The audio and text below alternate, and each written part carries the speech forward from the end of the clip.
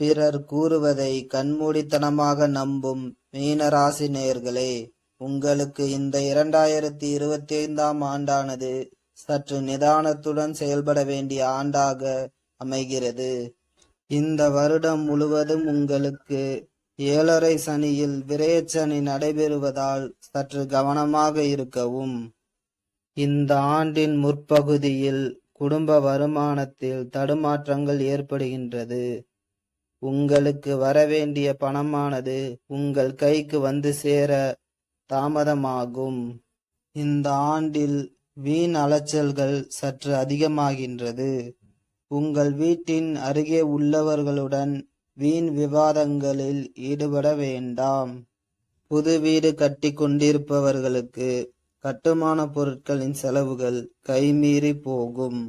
புதிதாக நிலத்தை வாங்கும் பொழுது அந்த இடத்தை பற்றி நன்கு விசாரித்த பின்பு வாங்கவும்.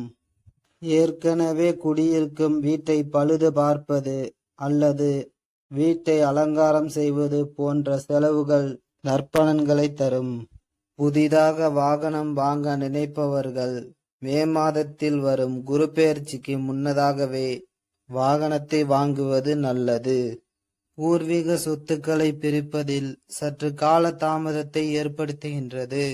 கடன் வாங்கியவர்களுக்கு வாங்கிய கடனை திருப்பி செலுத்த முடியாமல் அந்த கடனுக்காக மற்றொரு கடனை வாங்கும் சூழ்நிலையை ஏற்படுத்துகின்றது.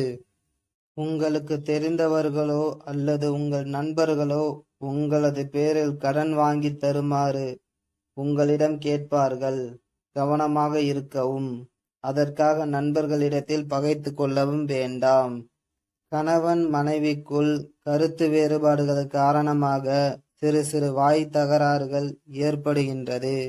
பொறுமையாக இருக்கவும். வீட்டில் உள்ள பெரியவர்களின் உடல் நலத்தில் அதிக கவனம் செலுத்தவும்.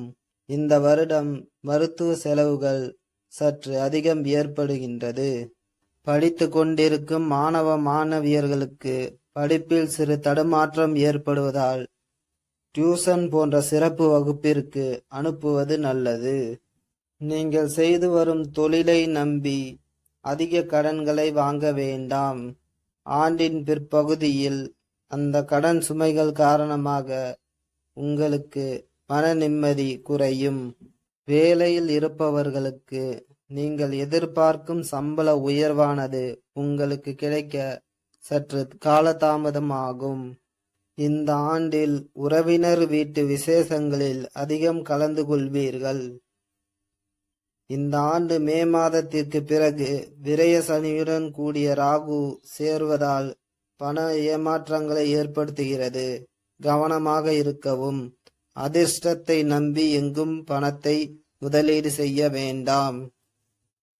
ராசிக்கு சத்துருஸ்தானத்தில் கேது வருவதால் கடன் மற்றும் பகை ஆகிய இரண்டுமே படிப்படியாக குறையும்.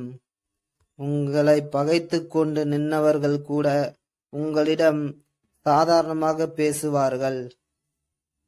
மே மாதத்தில் உங்கள் சுகஸ்தானத்திற்கு வரும் குரு பகவான் உங்கள் வேலையில் இருந்து வந்த வேலை சுமைகளை நீக்கி சம்பள உயர்வை தருகின்றார். அத்துடன் 7.5 சனியில் விரய சனியின் பாதிப்புகளையும் தனது பார்வையால் சரி செய்கின்றார். பெரும்பாலும் மற்றவர்கள் கூறும் அறிவுரைகளை முடிந்த அளவு தவிர்த்துவிட்டு உங்கள் முடிவுகளை நீங்களே சொந்தமாக சிந்தித்து எடுக்கவும்.